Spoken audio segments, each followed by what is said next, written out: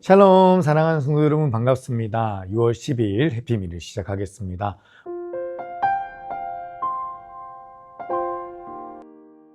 오늘 함께 통독할 통독 본문은 에스라 1장부터 5장까지입니다.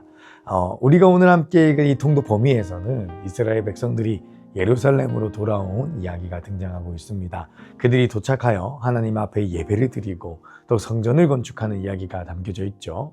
재건, 새롭게 회복하는 이 이야기에서 에스라가 가장 중요하게 여기는 것이 무엇인지를 찾아가면서 읽어보면 좋을 것 같습니다. 오늘 핵심 본문은요, 에스라 1장 1절부터 3절까지입니다. 함께 읽어보겠습니다.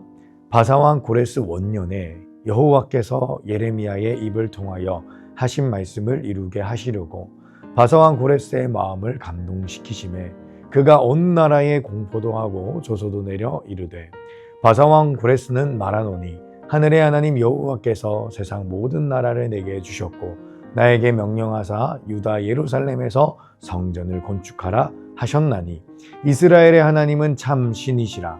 너희 중에 그의 백성된 자는 다 유다 예루살렘으로 올라가서 이스라엘의 하나님 여호와의 성전을 건축하라. 그는 예루살렘에 계신 하나님이시라. 아멘.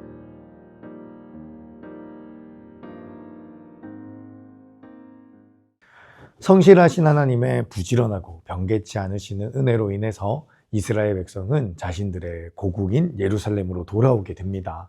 에스라는 이 포로귀환의 사건이 하나님께서 고레스의 마음을 감동시키셔서 가능했음을 고백하고 있죠. 그런데 이 부분은 학계에서의 약간의 논란의 소지가 있습니다. 오늘 성경은 고레스 왕이 분명히 하나님의 감동을 받아 이스라엘 백성을 예루살렘으로 돌려보낸 것으로 나오고 있는데요. 출토된 고고학 유물 중에서 이 고레스 실린더라고 하는 것을 보면요, 고레스가 이 칙령을 바사 국가의 절대 신인 마르둑의 이름으로 선포하고 있고 이스라엘뿐만 아니라 다른 백성에게도 동일한 칙령, 그러니까 고향으로 돌아가라 라는 이 칙령을 내리고 있기 때문입니다. 그래서 이게 학계에서는 이 에스라가 역사를 조작한 거 아니냐, 뭐 그런 식으로 이야기를 하곤 합니다. 근데 그렇다고 해서 에스라가 역사를 조작한 것은 아닙니다.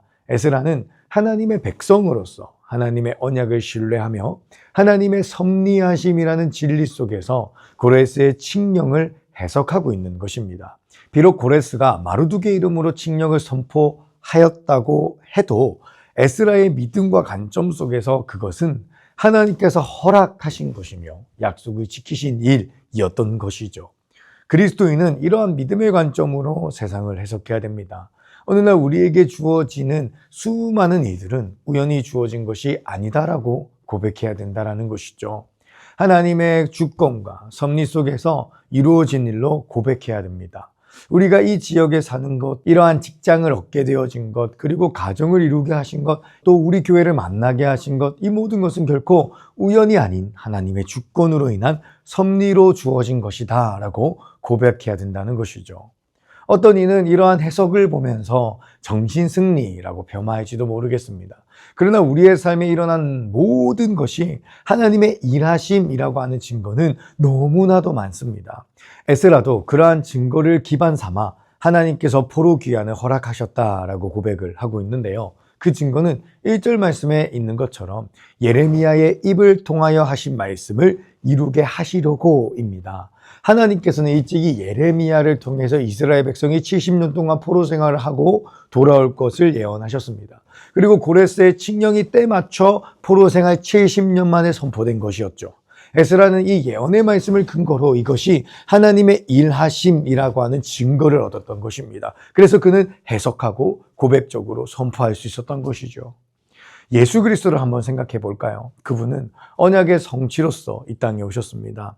약속에 신실하신 하나님께서 역사를 주권하셔서 이 땅에 하나님의 아들을 보내셨습니다. 예수님께서 이 땅에 오신 것은 우연히 발생되어진 것이 절대 아니죠. 창세기 3장 16절부터 주어졌던 그 원시 복음이 더욱더 점진되고 더욱더 성취되어짐에 따라 때맞춰 오신 하나님의 약속 성취였다는 것입니다.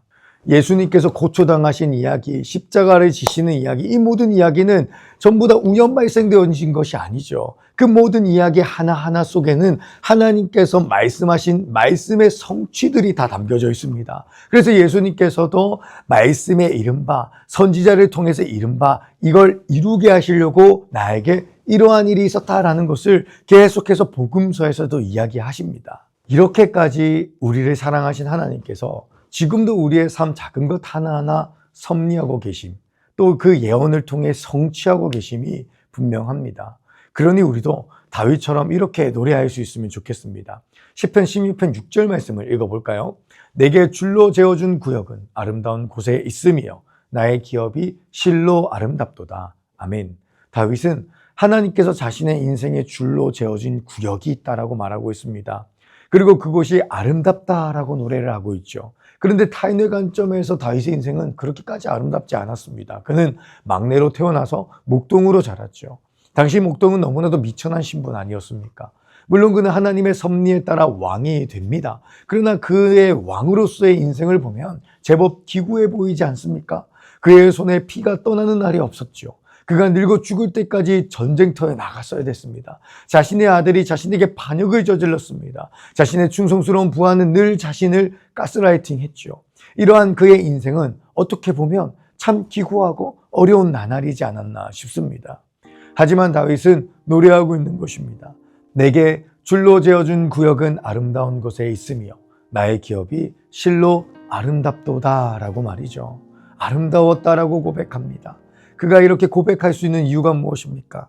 하나님께서 자신의 인생을 그 자리에 줄로 그어주셨기 때문입니다.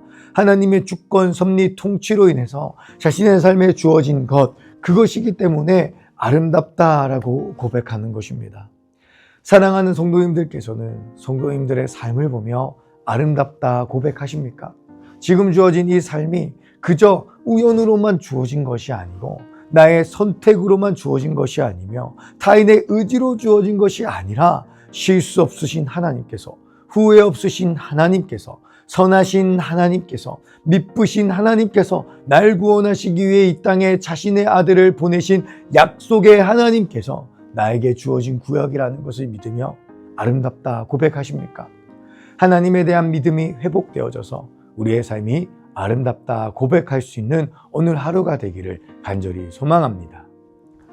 오늘 묵상질문 함께 나눠보겠습니다. 오늘 나의 삶 속에 우연히 발생한 것처럼 여겨지는 것들이 있습니까?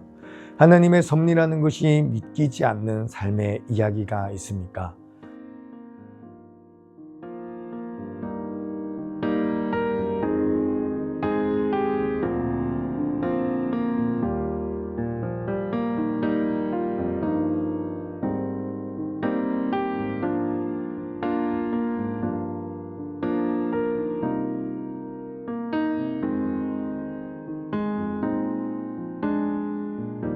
우리 함께 기도하겠습니다. 사랑의 하나님, 하나님은 미쁘십니다. 하나님을 믿습니다.